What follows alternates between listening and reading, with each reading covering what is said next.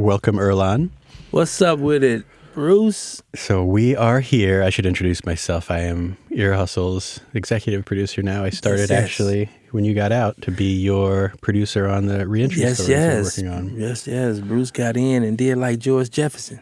Moving on up. So stuck around. Just stuck around. And these are what we're calling the Ear Hustle sleeper hits. Yes, the sleeper hits, the one that we feel like just...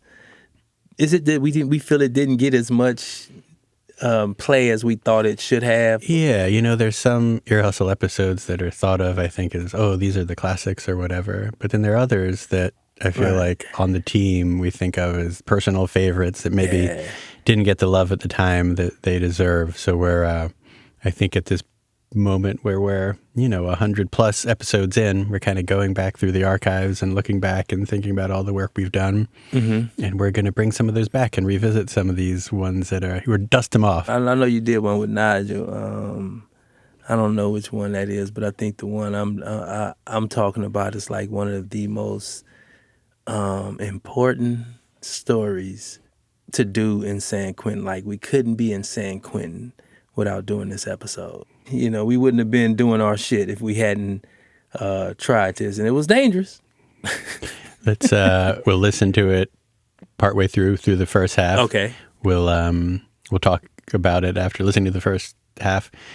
We'll talk about what we heard. We'll listen to the second half, talk about what we heard. Okay. Before we get into that, let's tell folks what episode you have chosen and talk a bit about why we couldn't be a San Quentin podcast without talking about this. Okay, cool. So the episode that I chose as our sleeper hit was titled August 21st, 1971.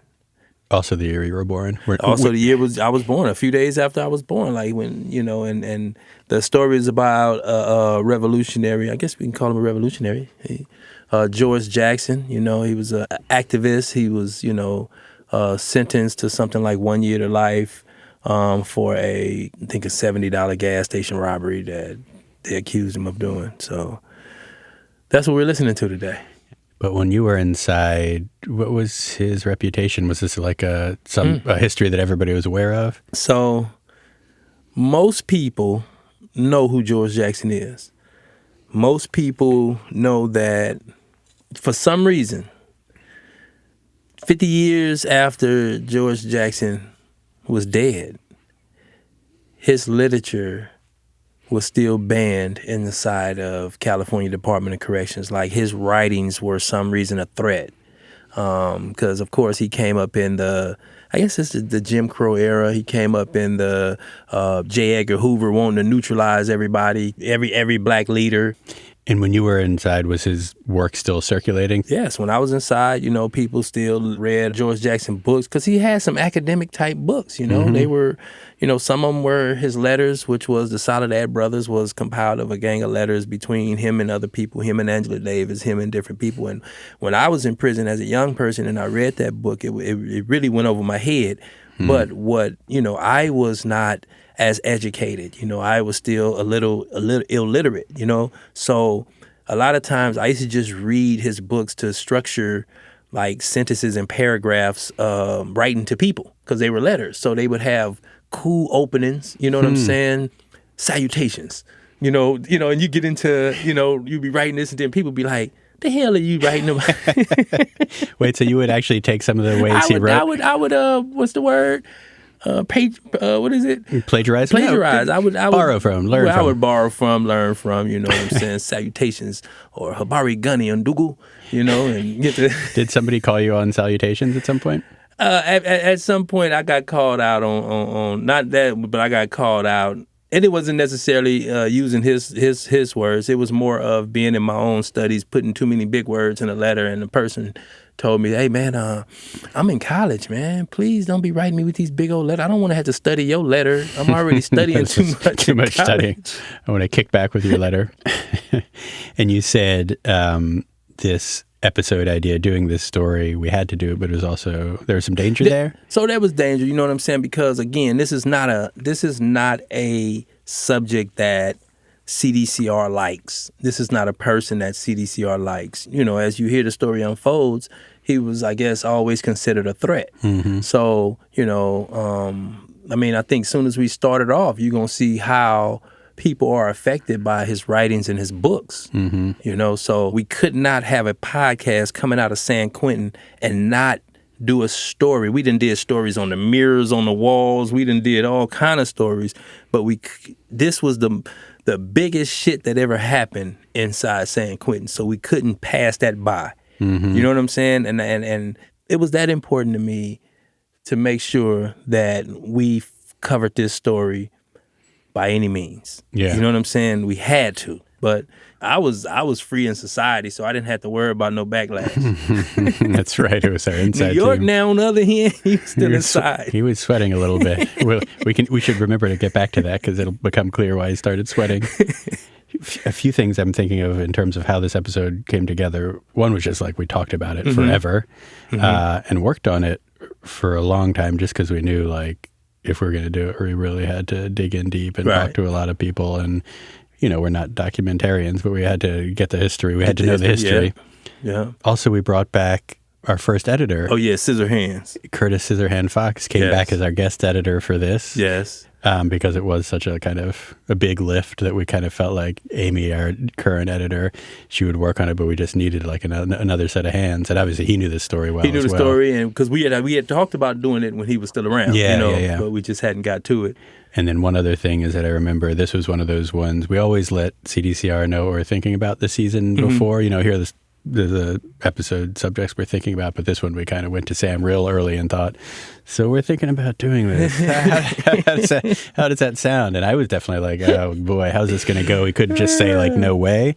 But obviously he did not because we're about to listen to the episode. Yeah, but I mean, it was one of them ones where, all right, you know. You kind of like took a pause. It was almost a reminder of when we did the shoe episode. Was it the shoe or was it Boom Boom Room? It was one of them episodes where he was like, oh, is this the one I'm going to get fired on? Yeah, he sort of braced himself. So here is August 21st, 1971, which was our 61st episode. It was in season 8, dropped September 8th, 2021. So just a little over 50 years after the events this episode describes took place. I'm John Yahya Johnson, co-producer of the Ear Hustle podcast and campaign coordinator for the Repeal California Three Strikes Law Coalition. The following episode of Ear Hustle includes strong language and mentions of violence and suicide. Discretion is advised.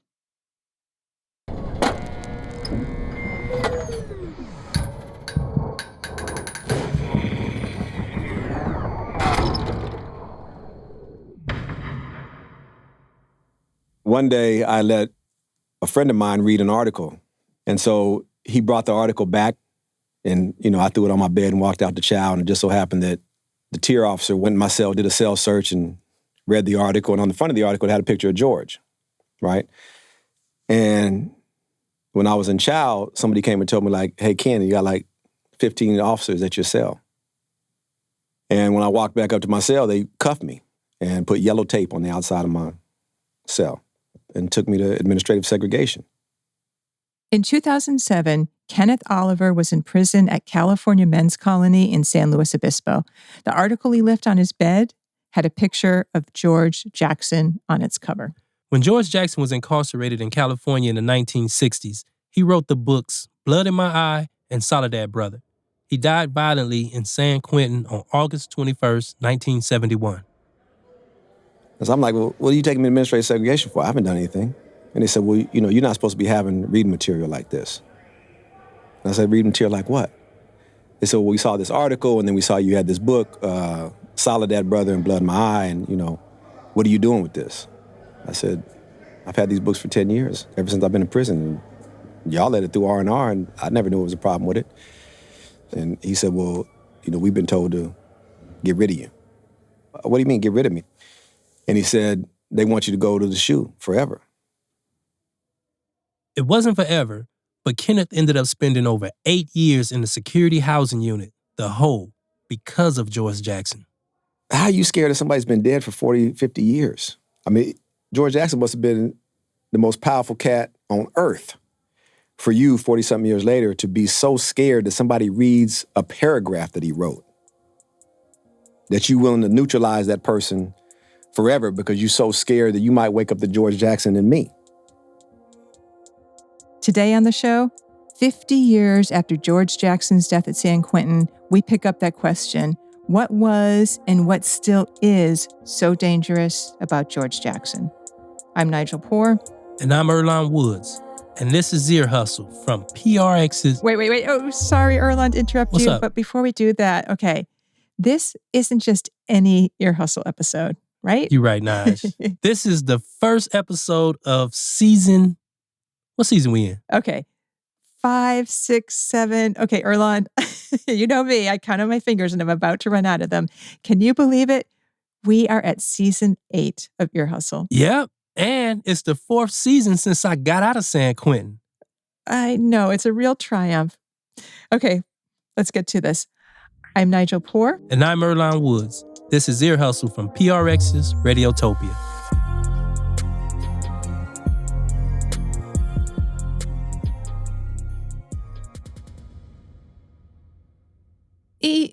Do you remember the first time you heard about George Jackson? Yeah, I was in a youth authority and I read one of his books, but it seemed kind of academic to me at the time, like way beyond my comprehension.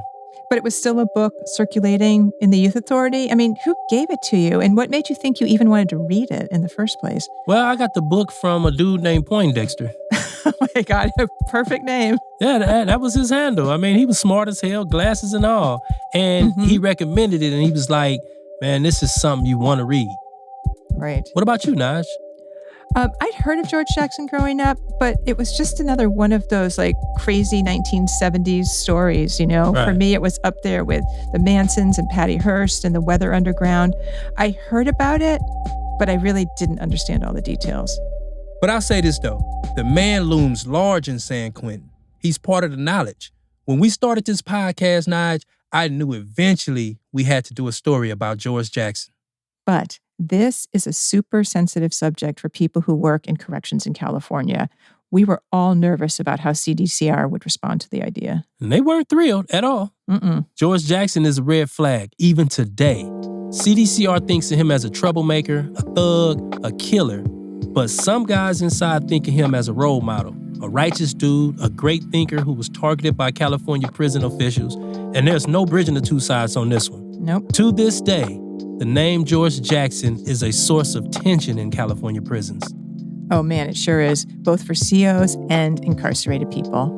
I mean, I've noticed when you ask people about it, Earlonne, this weird vibe comes over the room. I remember you would never, ever see a George Jackson book in this cover. Oh, really? Nah, but they were in there, and they do get passed around. Sometimes guys would take a hardbound book and just put a different cover on it. Or they'll photocopy the book and then carry it around like a notebook or something. Always a workaround. Yep. Ken Oliver, the guy we heard from earlier, first heard of George Jackson when he was a young man in California State Prison, Sacramento. A guy in the cell next to his passed him a copy of Soledad Brother. I think reading Soledad Brother was the first time that I was moved spiritually and emotionally, viscerally, by reading a book. The first thing that he taught me was how to be unapologetic about who you were. I just remember learning so much about history and the revelation that was occurring in my mind about why I was sitting in a solitary confinement cell at 19 years old, some of the things that led to that trajectory that I never knew because I was just in it. The man woke up a lot of guys inside when he was living and long after he died. And even though his books are not officially banned, George Jackson is still a painful thorn in the side of the California Department of Corrections and Rehabilitation. To explain how he became such a divisive figure, we need to get into a little bit of history. So, Earlonne, you want to kick this off?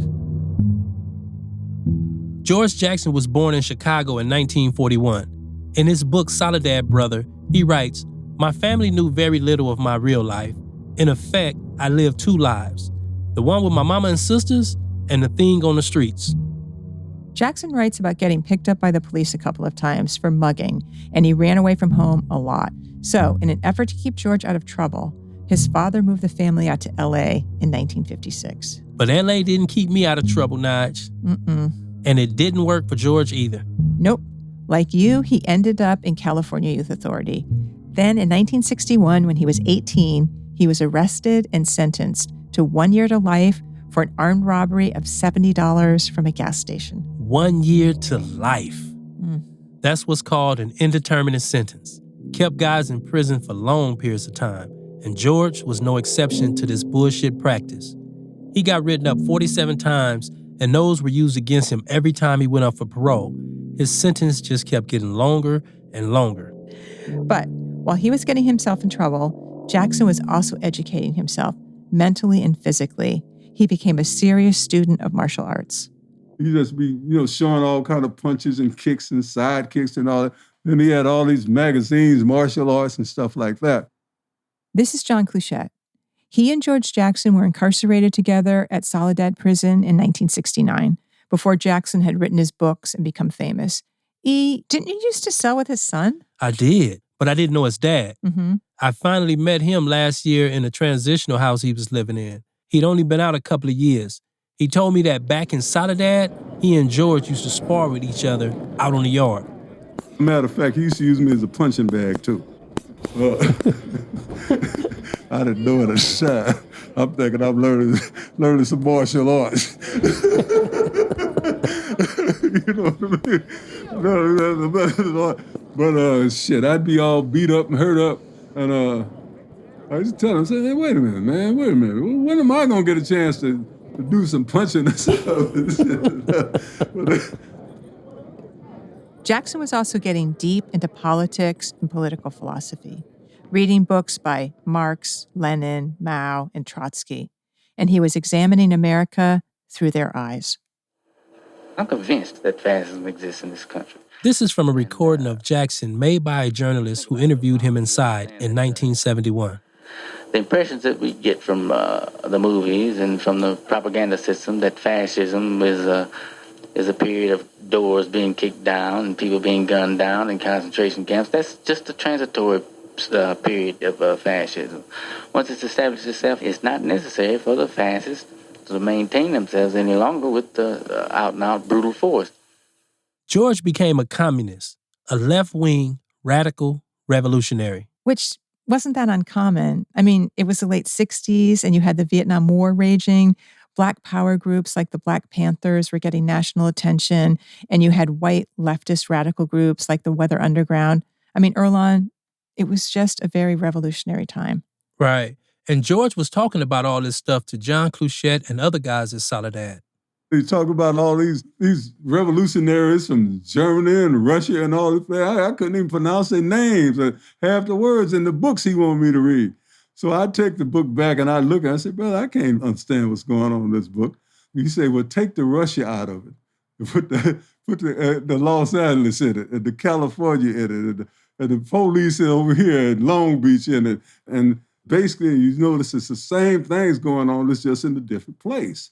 So that way, it was a lot easier for me to understand.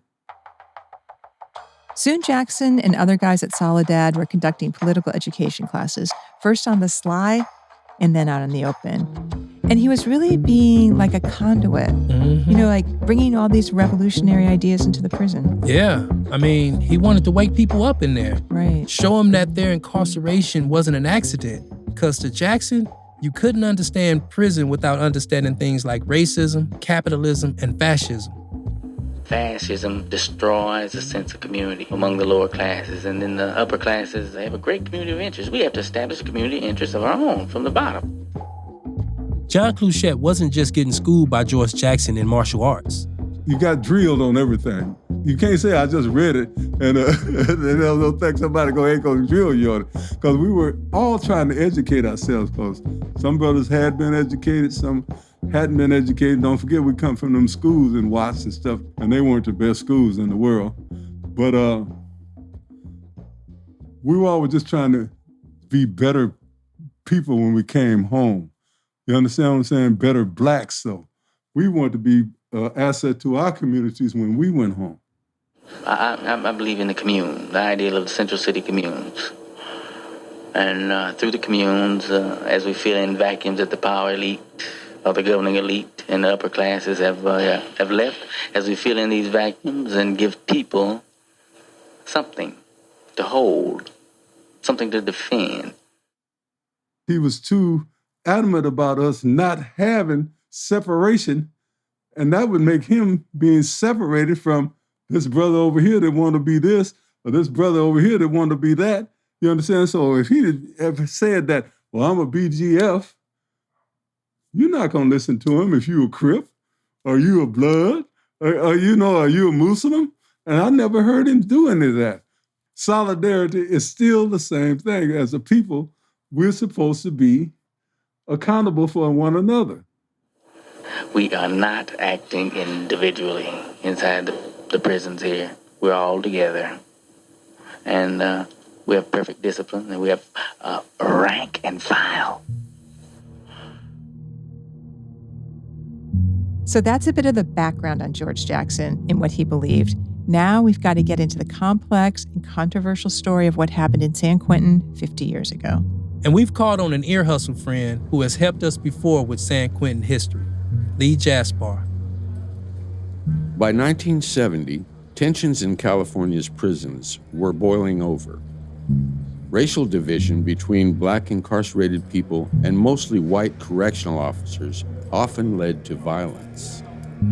9 guards and 24 incarcerated people were killed from 1970 to 1971. In 1970, in Soledad Prison, 3 black incarcerated people were shot to death in a racial riot thought to have been instigated by prison staff. A correctional officer was then killed apparently in retaliation. A few days later, George Jackson and 2 incarcerated people were charged in connection with the murder of that CO. Jackson and his co-defendants became known as the Soledad Brothers. Their case became a rallying cry for leftist celebrities and intellectuals like Marlon Brando, Angela Davis, and Noam Chomsky. Later that year, Soledad Brothers, a collection of Jackson's prison letters, was published. It was a literary sensation. Jackson was becoming an international icon of the struggle of black freedom and revolution. The Soledad Brothers were transferred from Soledad to San Quentin to be closer to the trial in San Francisco. In August of 1970, George Jackson's younger brother Jonathan took hostages at the courthouse near San Quentin in an apparent attempt to force Jackson's release from prison. Jonathan was shot and killed outside the courthouse by California corrections officers. A judge and 2 incarcerated people were also killed. At San Quentin, the Soledad Brothers were housed in the Adjustment Center. That's the prison's maximum security unit. Jackson had been at San Quentin before, but the Adjustment Center is a completely different world. And every time I go inside San Quentin, I walk by that building. Right. I mean, you know it's on the left, and it's got that scary Gothic font that says Adjustment Center. And man, serious stuff happens in there. Yeah, it's hella isolated. If you go to the AC, it's a wrap. It's the black hole. Once you're in there, you gone. Inside the AC back in 1971, the antagonism between convicts and COs was rough. Man, police every time. We used to just sit there and stir up feces and piss in a cup and let it sit over there with a top on it for 2 or 3, 4, 5 days when it comes slapping it right in his face. You know what I mean? And then, they'd be so mad. They wanted to drag out after a while. They didn't never bring us out our cell without handcuffs. So we just showing them that it didn't make no difference who you did it to now. We was all for one and one for all. It was 26 of us down there on that bottom tier, and every one of us down there was down there for some kind of attack or murder of a guard. Word soon got out in the general population at San Quentin that George Jackson was in the AC. He used to come out, they used to bring him out of AC. And tell us not to salute him. Gerard Trent Jr. was in San Quentin when George Jackson got there, and he's back there now. New York and I brought him into the studio. And saluting him was a closed fist above your head. A closed fist above your head, he said. Trent had throat cancer, which is why his voice sounds so strained. But we did it anyway. That's right. Because he earned that. That's the very least we could do. Was there punishment for doing that? For saluting him? No. No. No. There's power in numbers. And there was an awful lot of people doing that. Awful lot of people. Meanwhile, a lot of the staff felt threatened by the Soledad brothers. Most of the people that I worked with realized that these guys wanted to kill us. Robert Ayers was a young guard at San Quentin. You still had to deal with them, but all the time you knew that if they had half a chance, they would kill you. You know, he thought himself a revolutionary and a political prisoner, but to me, he was a killer. Okay, he murdered people. In 1971, Ayers had only been on the job about 3 years after doing a stint in Vietnam. This was right in the middle of, and I'm not sure I'm going to get the term right, but I'm going to say an awakening of Black awareness among the inmate population. You saw a lot more Black inmates talking politically, okay, as opposed to shucking and jiving on a yard and talking this, talking that. You know, a lot more political dialogue. And again, this was kind of confusing because nobody really knew how to take this. Is this, you know, what's going on here? Is this serious? Shucking and jiving, Nige? I think we call that chopping it up today. Yeah. In any case, George Jackson spent an entire year at San Quentin in the Adjustment Center. The Soledad brothers case dragged on through a lot of changing judges, changing venues, you know, all this pretrial stuff. Finally, the trial was about to begin. Then came August 21st, 1971. There's a lot of debate about what happened in the Adjustment Center that day, but the prison's official account goes something like this, and it's a wild story. A lawyer working with George Jackson smuggled a gun to him during a visit. When Jackson was searched on his way back into the AC, a guard spotted something in Jackson's hair.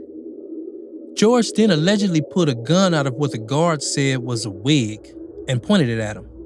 He then made them unlock the cells of 25 others on AC's first tier. Then, mayhem. Guys started grabbing guards, tying them up, and dragging them into cells. John Cluchette had just returned to the AC from a visit with his lawyer. At that time, George said something, I don't know, he went down the tier. He was just kind of walking back and forth and just, he wasn't, he was like, you know how you be in a zone? He was just kind of just shaking his head like this back and forth. So I go back in the back and I see the guards, some of them tied up back there. And they'd been stripped down to their drawers and stuff. And I think they thought all of them were dead, but they weren't. 3 guards were killed. Their throats were slit, and 2 of them were also shot. 2 incarcerated people also died after their throats were cut. 3 other guards also had their throats cut, but survived. It has never been determined who committed which acts of violence. The incarcerated guys on the first tier were in control of that part of the adjustment center for about 30 minutes. No, I hear somebody banging on the glass. Clack, clack, clack, clack, clack. Clack, clack, clack, clack, clack.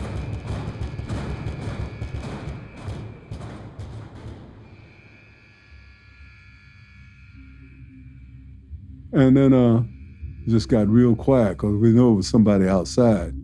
And next thing I know, the door bangs open. I don't know if they opened it from the outside or somebody opened it from the inside. Because I think I kind of like stepped back in my cell. And the door bang open. George goes out the building. That was it.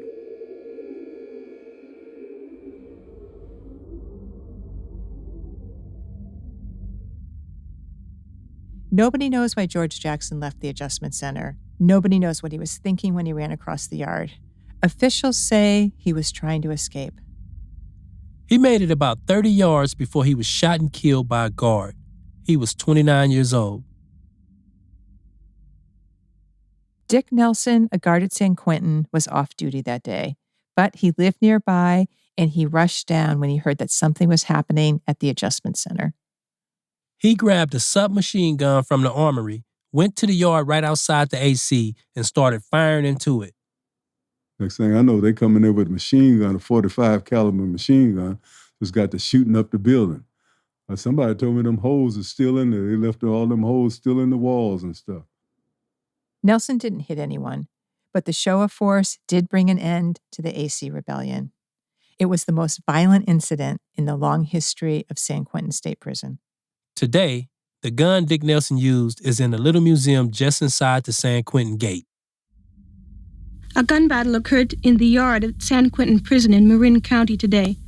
3 guards and 3 prisoners were killed in the disturbances, including George Jackson. There is a general lockup throughout the institution. Prisoners have been fed in their cells. Tomorrow there will be no visitors at San Quentin. The institution is described as quiet but tense. So much about this story is strange. I mean, if Jackson was making an escape attempt, it was pretty ill thought out. It's impossible to escape. I mean, there are those 30-foot walls, and he'd have to run for a while out in the complete open. Right.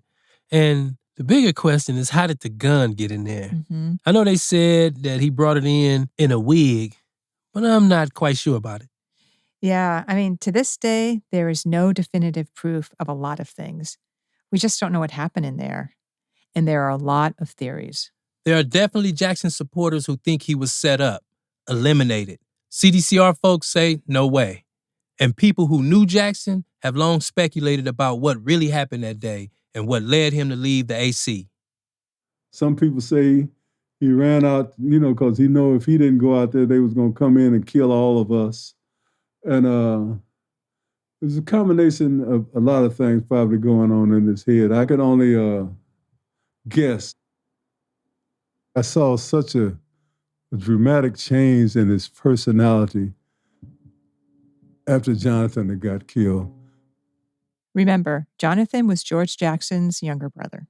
I don't know if you could call it guilt or whatever. He didn't hardly talk anymore. Whereas he used to sit up and lecture and stuff for hours and hours. He didn't do that anymore. He just became kind of sullen. I don't know. I don't want to say he was trying to commit suicide, which, I guess all of us was trying to commit suicide when you're in the devil's house and fight with his children. So, I don't know, man.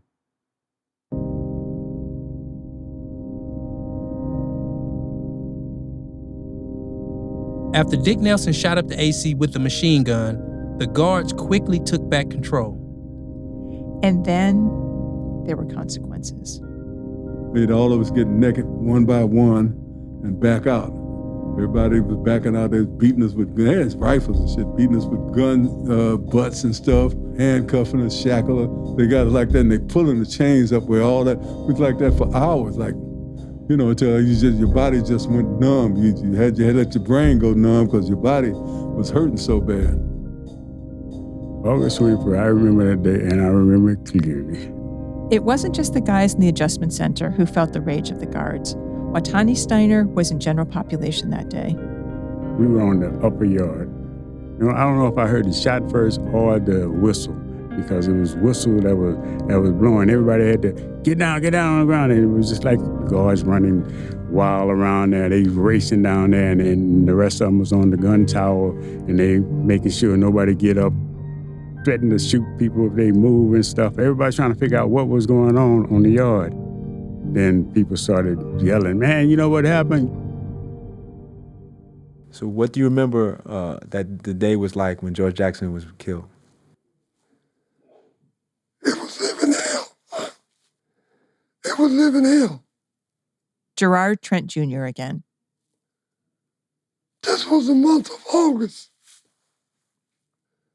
And usually for August, it's usually pretty warm outside. But for some reason that day, it was very, very cold. They had us buck naked and spread eagle on the upper yard for about 4.5 hours. The police went in to the gym and got duffel bags of baseball bats and passed them out. And if you raised your head up to look, you might have got hit, and some did. It was a very, very chilling day. And it's the only time. It's the only time in my life I've ever asked God to let me die, to kill me.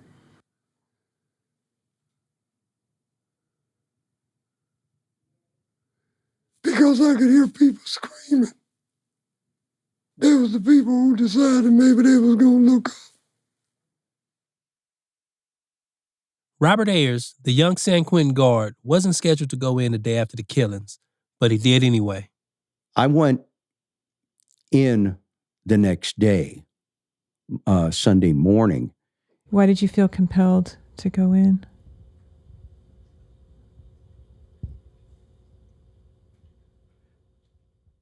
Because it had to be done. I was not the only one who took it upon themselves to come in. Nobody got called in. They just all came in. The institution needed help. What were the emotions you were going in with? Anger, sadness, confusion, violence towards staff. It wasn't like it was infrequent, but nothing to that magnitude. And I think there was a sense at the time, what the hell is going on? What just happened? What have we experienced here? But what do you think you were experiencing? What was going on?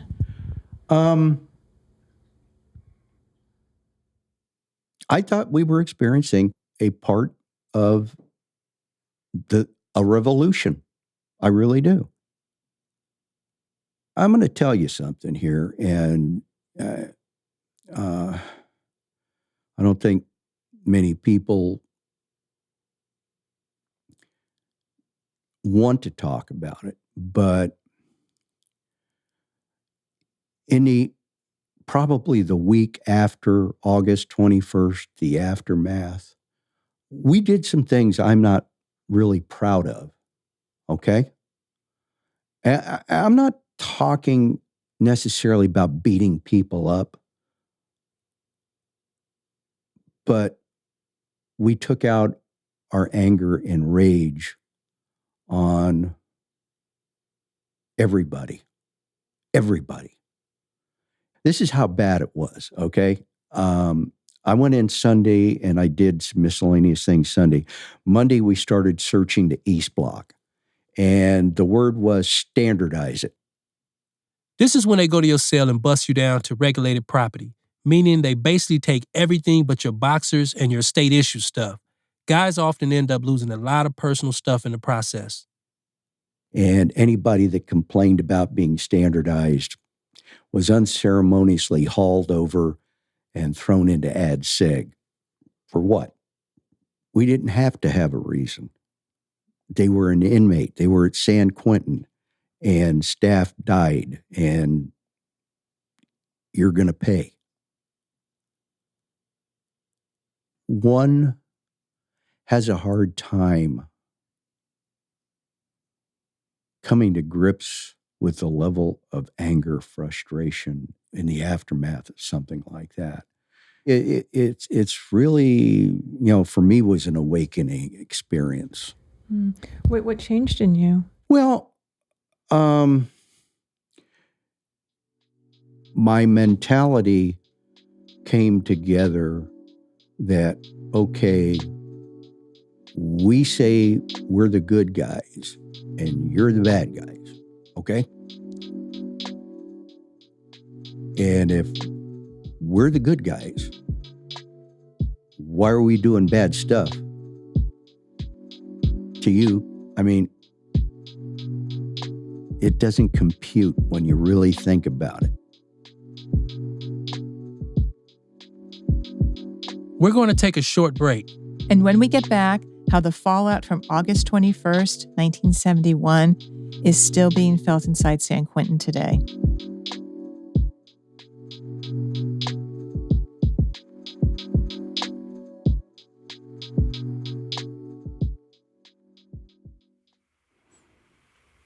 Earlonne. Yes. What'd you think? We'll get sort of maybe after we listen to the next part, we'll sort of talk about bigger picture stuff, but what stands out from that first half? So one of the things that stood out and one of the things that we neglected to say in this episode is that we had a Soledad brother talking, one of the three. We never identified Cluchette identified Cluchette as a Soledad brother. Whoa. Yeah, so that was one of the things that we kind of overlooked. And of course, he was the one that was, doing karate with George, learning the books and all that. He was literally a Soledad brother. And it was his son that you ended up. It was his son. His son was my cellie when I was in Sentinella State Prison. I wonder how we missed that. I wonder if that's more of just an editing error, because I don't think there's any real reason. No, it was just an editing error. We just didn't add that information in, and that was a trip. Because somebody pointed it out to me. That's the only way I really paid attention, that we didn't identify him as a Soledad brother. Huh, because we say he knew George, but we didn't know he was. That's funny, because we even talk about. Yeah, we even talk about those three, yeah, we right? talked about the three. It was three co-defendants and, whatever. We talked about three people also. But we actually interviewed one of the Soledad brothers. And the other one, Rochelle McGee, right? Was Rochelle McGee the other Soledad brother?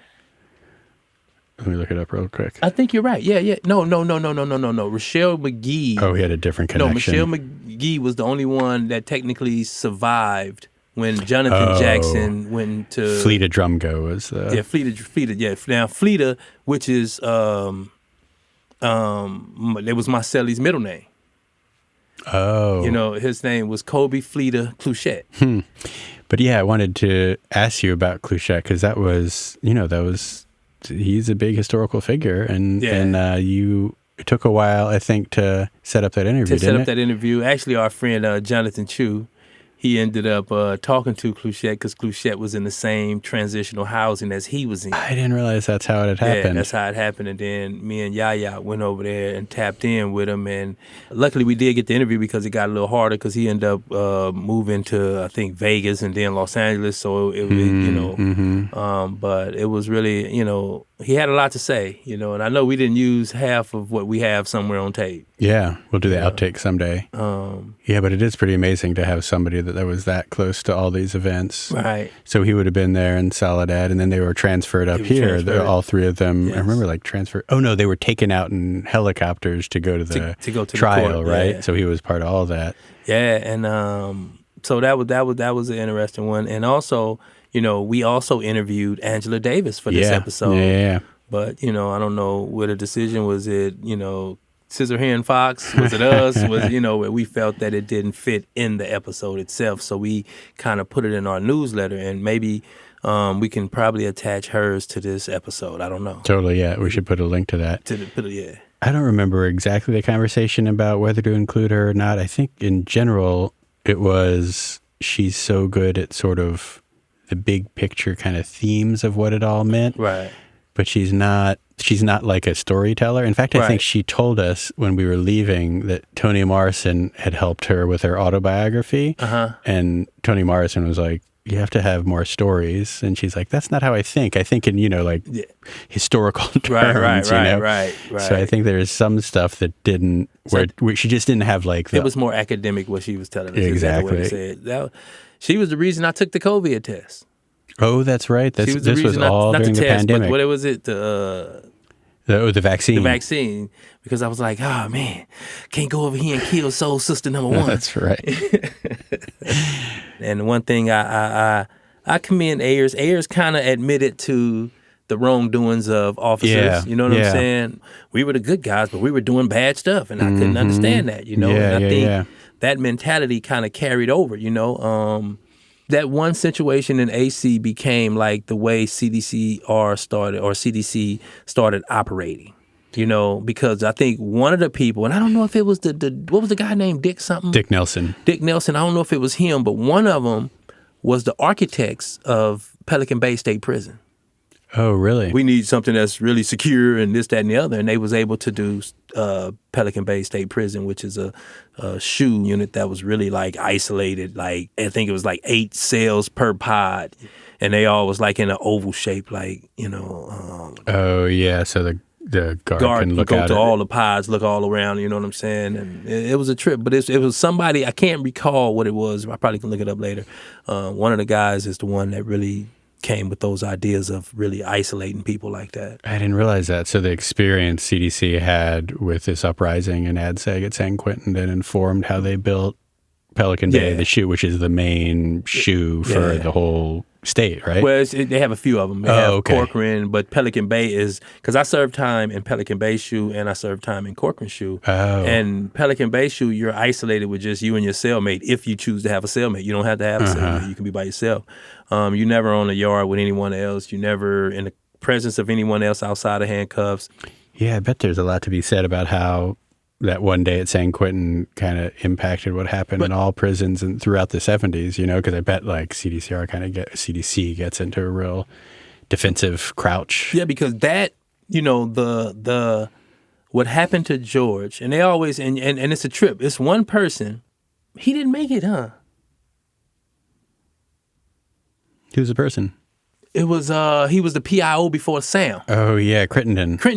Did we interview him for this story? Or did we interview him for the mural story? The mural story. And but he had a whole different take than them. He knew. He was like, the one thing he said to me is, he said, 6 people died in the SHU. He said, and that shit was cleaned up within 2 hours. He said, where have you ever seen a crime scene cleaned up so quick? You know what I'm saying? Mm-hmm. Like it was way more to it when you really look at the situation. Mm-hmm. You know what I'm saying? Because one, why did George Jackson? I know he said that George Jackson ran out to save everybody else, but why did he run out? Why would you run out? Maybe you being shot at with a fully automatic weapon. You know what I'm saying? It was a trip because it's so many things that you can say about this. Back at that time, like if you really research this shit, you're going to see how J. Edgar Hoover and them wanted to neutralize any black member who had influence, from, cats that was in the Black Panther Party, George Jackson. And you remember when this shit happened, this is what kicked off the Attica riot. Right. You know what I'm saying? I was going to mention that, which was originally we were planning to do a similar treatment with Attica. Yeah, we was doing a 2-part story, but we couldn't get into Attica. Yeah, we lost the Attica access because of administration changes. But yeah, this Attica, the uprising there, occupation kind of happened a few weeks after this. Yeah. And what sort of kicked it off was, I figure, a bunch of guys going into the Chow Hall at Attica with the wearing armbands in memory of George Jackson in solidarity, Comrade George. So, yeah, that's what my mindset was going as I listened to this. There's so much there. Okay, we're going to take a break. We're going to come back, listen to the second part, and then we'll kind of... we're not going to debrief because that has different terms. That has in a the different prison term. Setting. We're going to analyze. We're going to analyze after the fact. See, Ear Hustle doing historic things. History. I know. It really was a stretch for us. That's what I was thinking. This is like really a new kind of episode for when us. you said sleeper, I was like, okay, I got the sleeper for I know. you. I'm really glad you chose this one.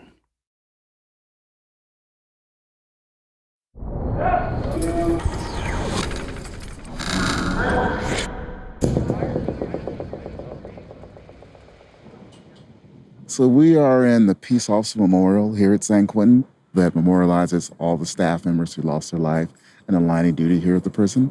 Just as you walk into the prison, when you look to the right, you see our chapel complex. When you look to the left, there's the adjustment center. And just before the adjustment center, a few steps in, is our Memorial Plaza. This is where we are. A little while back, New York and I met Lieutenant Sam Robinson at the Officers Memorial. 14 correctional officers who died in the line of duty are memorialized here, including the 3 that were killed when the adjustment center was overtaken back in 1971. You have Sergeant J.P. Graham, who was murdered on August 21st, 1971. Correctional Officer P.W. Krasness, who was murdered on August 21st, 1971. Correctional Officer F.P. De Leon, who was also murdered on August 21st of 1971. Nearby, there are other reminders of how that day changed San Quentin. Sam pointed to the adjustment center, just a few feet away. When I began here, there would be window panes that were missing. And the ideal was they were strategically placed all throughout the building. And you're trained early on that if something bad took place on the tier, if someone got out of their restraints and were attempting to take over the facility, that your first responsibility was to take your keys and drop them out the window. And so you would be on the tier with no way to exit the tier that you were on. But it also compartmentalized the area. And ultimately, the idea was to prevent what happened in 1971 from happening on the day that you were there. You may have given up your life, your partner may have given up their lives, but you were isolating the incident right there. So basically, you are locking yourself in there with no way to get out. Exactly. Yeah. There was people whose blood was spilled on these tiers. The guys who we memorialize here in the memorial today, their blood was shed on those tiers. And so there's a, I want to find the right word for it. There's a lore that's in that building, that's in that place that you have respect for. Sam, why do you think that 50 years later, this story still brings up so much emotion for people? I mean, it's half a century ago. From the peace officer side, I don't think that we feel that justice was served. In the aftermath of the Adjustment Center incident, 6 of the incarcerated men who had been on the first tier were charged with assault in the murder of those 3 COs and also of Frank Lynn and Ronald Kane, the 2 incarcerated men who were killed that day. When the trial ended, 5 years later, only 1 person was found guilty of murder. 2 others were found guilty of the lesser charges, and 3 were acquitted. The lawyer who was supposed to have brought the gun into George Jackson was charged too. He fled the country and didn't face trial until 1986. He was also acquitted. And so I think 50 years later, 25 years later, right after the trial, people who worked here at the place, who ate with these people, who walked the line with these people, who developed friendships with these people, who grieved with their families, who tried to take care of their children afterward. Justice wasn't served for them. I feel like you're still carrying a lot of the weight from it, almost as if you were there. I'll tell you this, man, when you work in a place that has a history, right? And then you have this shared experience with the people, you walk those tiers and you have people who are assaulting you and you have people who are threatening your life. There's a weight that goes along with that. When you look out the building and you see the memorial and you see the names of people who gave their life in the line of duty, and you're in that same place where the same potential is there, there's a weight that goes along with that. I understand what Lieutenant Robinson is saying, and, I sympathize with it. I actually sympathize with all sides of this totally messed up situation. I mean, what do you think, E? I understand his point, as a peace officer, but I've talked to people that were incarcerated in the 60s, and they said the atmosphere was as racist as it was in society. You know what I'm saying? Like, officers could kill black people with impunity, which was basically what happened back at Soledad Prison that set all these events in motion. So black people in prison felt that basically they was at war with white prison guards, I'm not justifying it, but that's probably how they felt. Yeah. No, I hear you.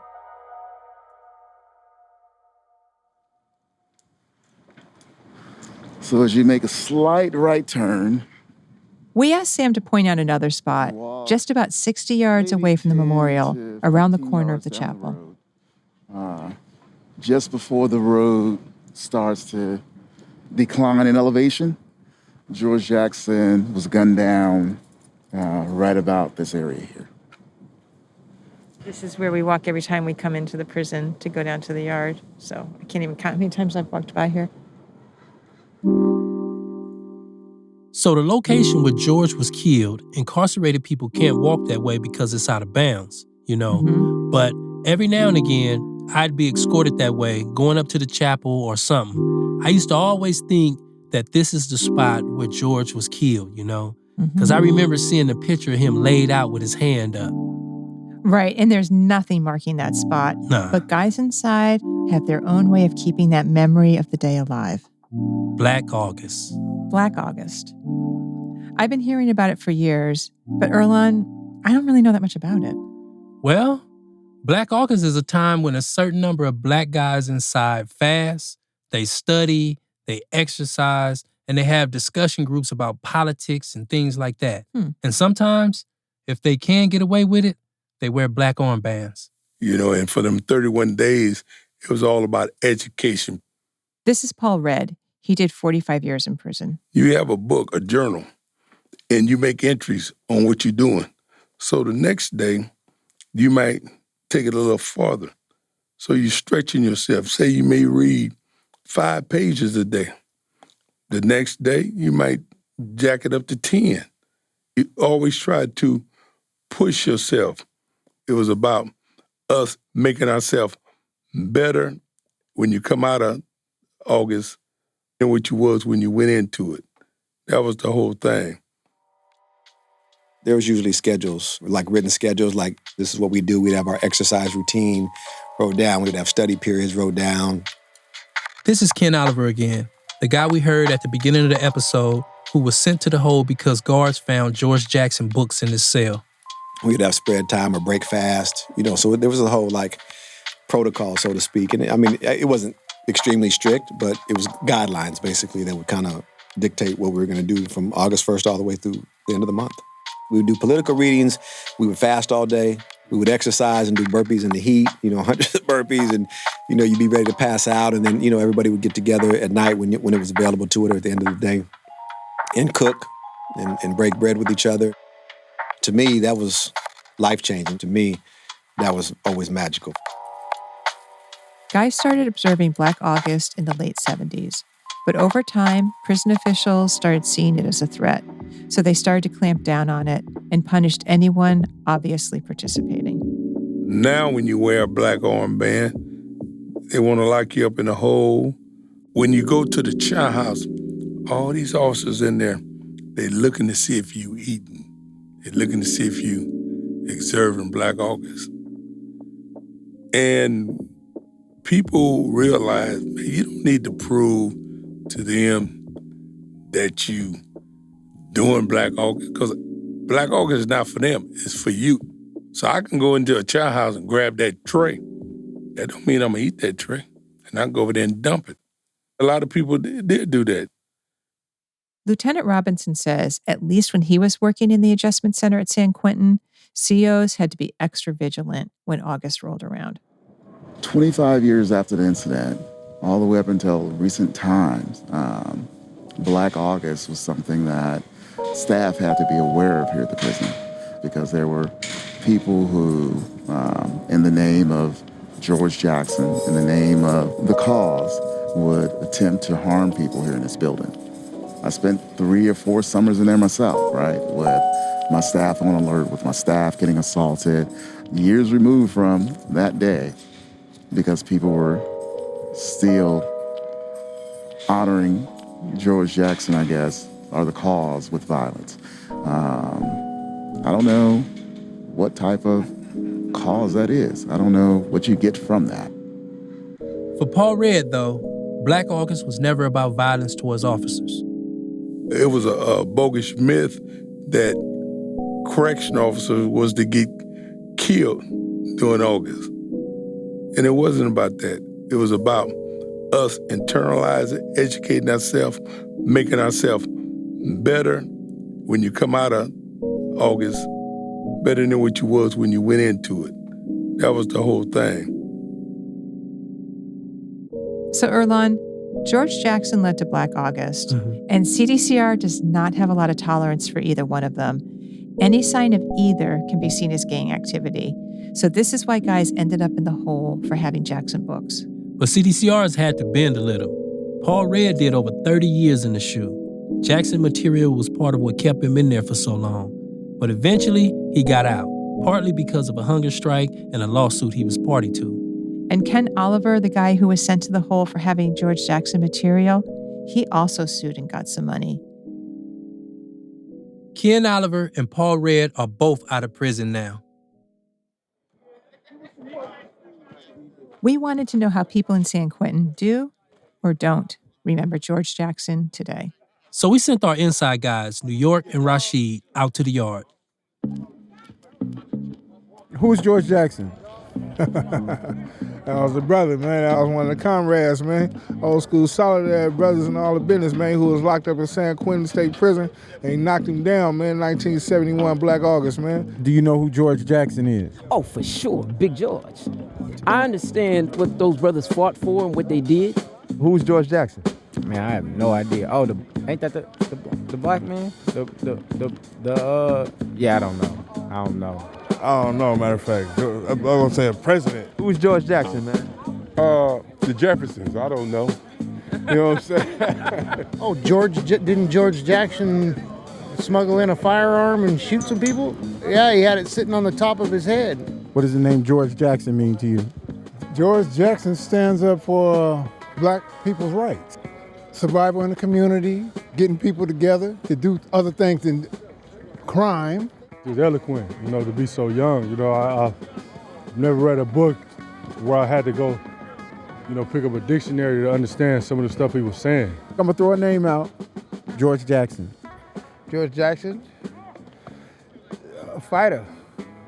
You know who he was? Yeah. You care to elaborate a little bit? George Jackson. You might have to give us a little bit of the history. He is Judas and the Black. Who we talking about is Judas, bro? No, that's the movie that was portrayed on George Jackson, man. I thought that was Fred Hampton. Oh, yeah, well, see, I'm wrong. Oh, my God. One of them, brother, yeah. Following 2 inmates to report to mental health immediately. Well, Earlonne, it's a real mixed bag. Some guys knew about him, and obviously, some guys didn't. Yeah, it's a trip because, in my time, I didn't know too many people that didn't know about George Jackson. You know what I'm saying? He was prison lore, Yeah. But if Jackson's memory is going to survive inside, it's going to be because of guys like this. My name is D'Angelo Prince. I've been incarcerated for 4 years now. At San Quentin for 2 years. How old are you, man? I'm 21. 21 years old. You're 21 years old? Yeah. Okay, you probably not gonna know the answer to this then. Who is George Jackson? George Jackson was incarcerated at San Quentin in 1970, and he died in 1971. Yeah, so much for that. 1970 was before you was born. How do you know about George Jackson?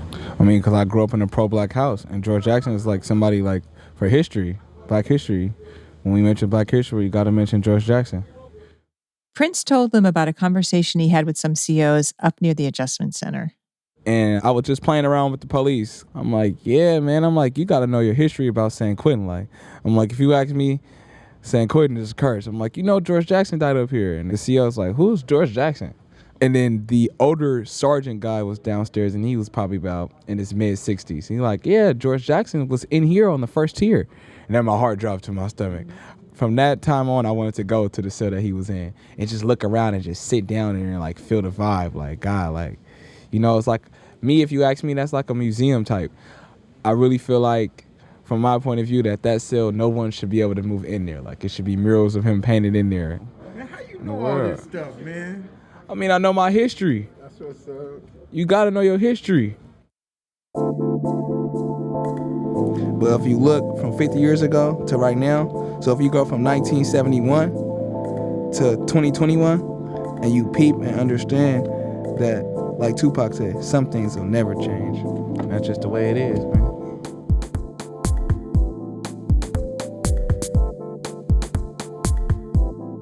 Okay, we're almost at the end of the episode. This is where we give credit where credit is due. And then we usually hear Lieutenant Robinson's approval at the end. But for this episode, we thought Lieutenant Robinson might have more to say than usual. And not just because he's in it, but because given the weight that George Jackson still has inside San Quentin, he may have more to say. Also, we were just a little nervous that he might not like what we've done. You were nervous, Nigel, not me. Yeah. Let's be honest, I was nervous. So, let's just get it over with and hear what he has to say now.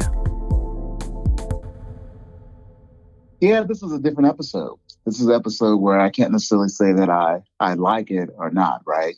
I do give my approval to it, but I definitely can't say that I like it. This event still has relevance, still has weight 50 years later. I think the one thing that's missing from this episode is really the voices from the staff who worked in the facility, who were at San Quentin that day. Dick Nelson, who passed prior to the development of this episode, he had agreed to lend his voice to it. Dick Nelson saved countless lives, and it's unfortunate that his voice wasn't there. It's unfortunate that other survivors of that event, their voices were included in this. It's not because of you guys' efforts, but 50 years is a long time, and those voices pass away, and others don't have the energy to lend that voice. So I don't know how to conclude an episode when you deal with such a topic that's as weighty as people not returning to their loved ones. This is Lieutenant Sam Robinson. I am the Public Information Officer at San Quentin State Prison. And again, I approve this episode.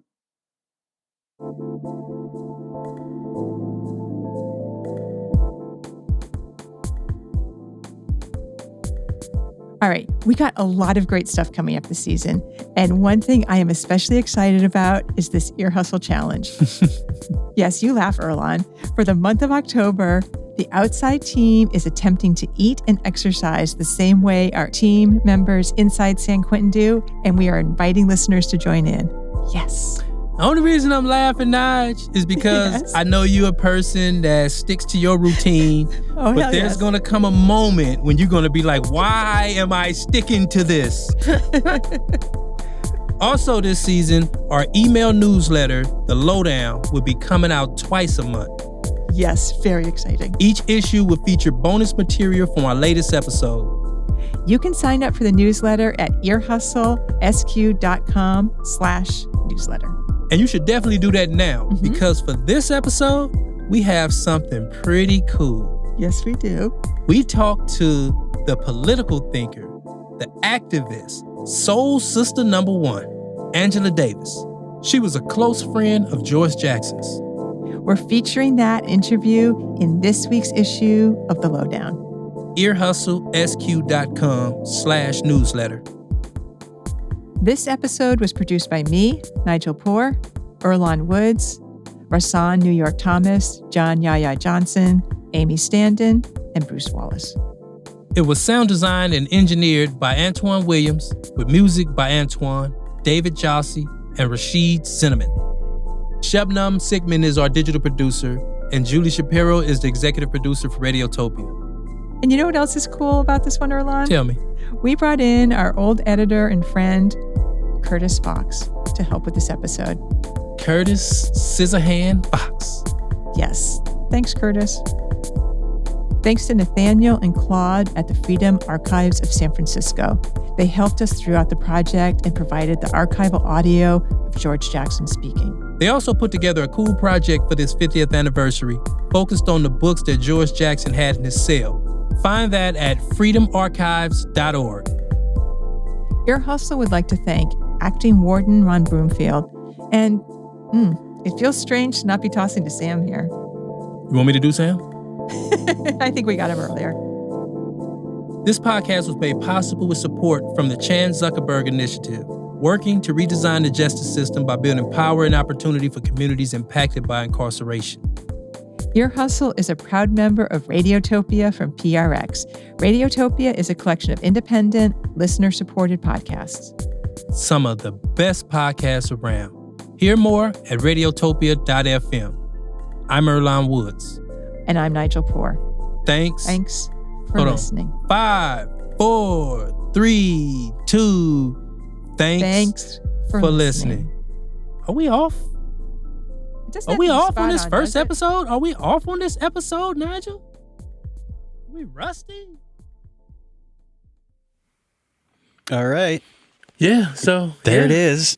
You know, it was a trip, to hear Lieutenant Robinson on the fence. He felt that, people thought that justice wasn't served. And I don't know how to respond to that in a way because of all the shit that was going on. It was so much going on in the system at that time. You probably would literally have to have been a prisoner, or you would have to have been a correctional officer in that time to really understand the magnitude of what they were going through. Yeah. And I can't remember if it was in there, because New York was sort of your proxy interviewing Sam, yes. And there's definitely, I was there for that interview, and there was a moment or two where I saw Sam get a little bit more tense than I've ever seen him. Not that I've been around him. And he's not a person that gets tense. No, he's not that type of person. So, but it was, I think you can hear it.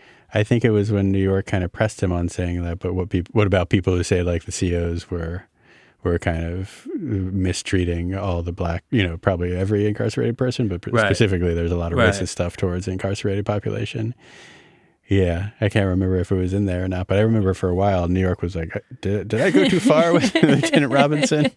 He's sweating a little bit. Yeah, and that was one of the things, because I was even going at it with Robinson, like, bruh, come on, man, it was real bad for them dudes back in them days, like bad. Like this whole chain of events, just to give you one situation, this whole chain of events came out to, as they say, a staged fight with, I think it was like the black prisoners and the white prisoners in an ad-seg environment, where when they get into a fight, the officers don't shoot the black guys. The white guys, they kill the black guys, all three of them. And this was in Soledad. This was in Soledad prison, and then that's when this officer got killed after that, and they blamed in retaliation the Soledad allegedly. 3. Yeah, they said that they threw him over the thing, So it was a lot of racial stuff going on, and within the system. And again, like I say, Ayers alluded to that. Yeah. Like how we so good and we doing all this bad. So also I want to say, rest in peace to Paul Redd. Yeah. He was able to get on the mic, and he ended up dying from complications from COVID as well. And he was the guy who was kind of the first voice, as we talked about Black August and how it was observed. Exactly. And that was really interesting. That is still, to give more of a sense of how that is still kind of a sensitive history. Like talking to guys, there's like some hush-hush. There only a certain amount folks would say, right? Even though, he and Oliver are both out now, but there's like some stuff that's still not talked about totally openly. Oh, no, definitely. So you were saying, like, as soon as Ear Hustle started, you thought, this is a story we need to do. So I felt we could not have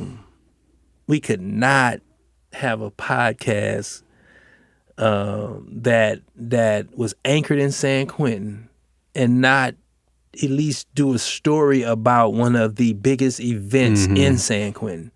You know what I'm saying? Like, you just couldn't. Yeah. And do you think we did it right? I think we did a great job, you know. I think we did a great job. We didn't offend nobody. Mm-hmm. You know what I'm saying? We actually just stuck to the facts as we knew it, the facts as we heard it. And I think we gave an education to people that knew nothing about this situation.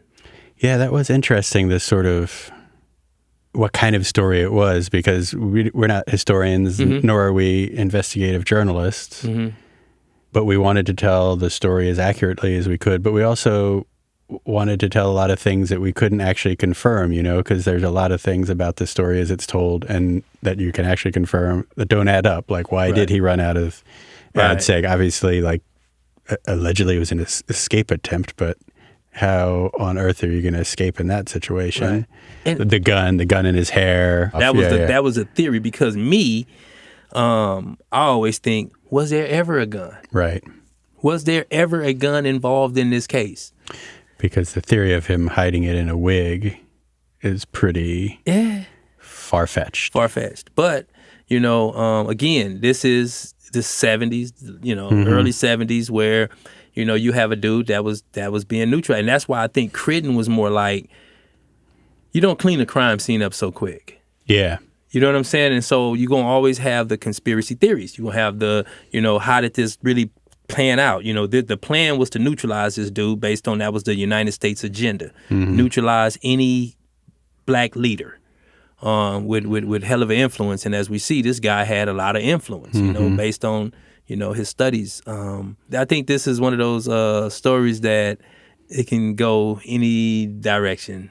You know what I'm saying? Yeah, and hopefully we gestured at enough of them to give people a sense of how many questions there still are. Right. And what we can know and what we can't know. Right. And what, so you knew a lot about this story before we started working on the episode. Yeah. Were there things that surprised you as we worked on it that you learned? Well, when we started talking about it, there were people that had been in San Quentin during that time. There were people that were there after that time, but dealing with some of the same officers. And they knew these guys. Like, you know, Lonnie Morris was there forever. So, you know, he knew some of the stuff. So just hearing what they take was on it. And I remember, this is a trip part. I remember when Nigel, before all the audio, before we started that stuff, Nigel was doing a picture project where we were taking photos and mapping the photos, what's all in the picture. And I remember I had a picture that was from 1974, which was 3 years after this. And everybody on this football team down there was black. And they was just sitting there, and I'm talking about they had the real pads and everything. Like, they was a real football team that San Quentin had. And I was thinking when I was looking at the picture, and I even wrote it on the picture, like, I wonder what that state was like only 3 years after George Jackson was killed. You know, like, what was that whole environment like? You know what I'm saying? Because, like I say, they was just sitting there, just chilling, you know, doing their thing. And I know prison go on and time go on, but that was one of the biggest things that happened there. And you know the crazy part? George was shot, like, in the spine, and the bullet tumbled all the way through the top of his head. You know what I'm saying?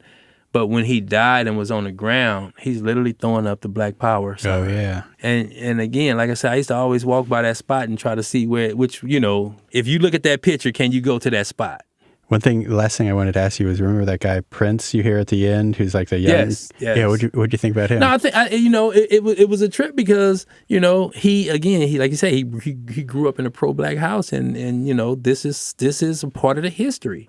It was a trip. The one dude that just got out, they let him out compassionate release, was Rochelle McGee. Oh, I'd forgotten that. Yeah, he was the longest recently. serving prisoner in California. I think he ended up serving like 63 years or 67 years, one of them. Wow. You know what I'm saying? And his original case was like for some weed. Mm-hmm. You know what I'm saying? And then got caught up in that situation. It's just like Jackson's was for Yeah. $70. Yeah, $70. So, and then was you with us when we was in Solano and we seen him? Oh, no. We was in Solano and we seen him, and he was in the he was in the bed in the like the hospice program, and I hit him with the fist. What's up? Really? Yeah, and he smiled, like he was just like, what's Wow. up? And then I was like, can we? It was about to let us talk to him, but they like, nah, he be tripping. You know what I'm saying? And he ended up getting out, compassionate release, and I think he died within like maybe 3-4 months. So history. So people can look it up and learn a little more. Yeah, hopefully this will get people interested in going back into all this stuff. The sleeper episode. That's right. Thank you. Yes, I appreciate it. Radiotopia.